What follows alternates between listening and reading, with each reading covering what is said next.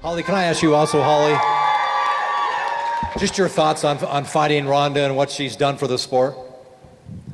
Oh, I don't think anybody can talk negative about that. She's done a lot for the sport, and that's helped pave the way for us. So I'm not gonna lie about that or deny that. I have all the respect in the world for her, but I'm very competitive, and I feel like I belong in there as well. So I'm going with everything I got.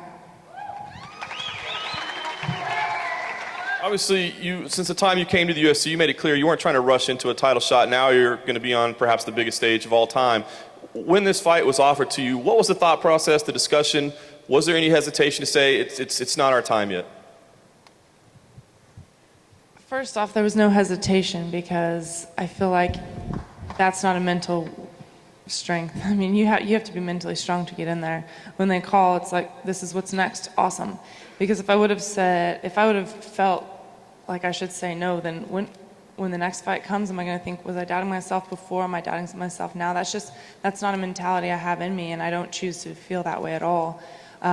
Did it come sooner than we would think? I mean, that's not a lie to say, yeah, it came soon, but I'm really excited for it.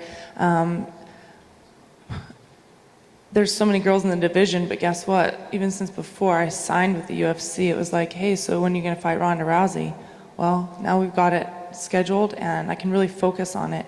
You know, there's been all these questions about it, but I've had other fighters in front of me, and I don't ever want to focus on anything else except for the fight that's in front of me. And now I just 100% can really dive into this training camp, and I'm excited for it. And to follow up with you, Holly, I mean, odds makers, media experts, you know, a lot of people are almost looking at this fight as a foregone conclusion. You know, Ronda's been terribly dominant, so it's hard to pick against her right now. But what do? Do you try to avoid and not listen to any of that? Do you embrace it, use it as motivation? How do you treat that when it seems like people are just writing you off as a contender? I guess the biggest thing that I've really been feeling is, you know, everybody has their opinions about it, and that's great. Nobody would want to watch a fight if they knew what was going to happen.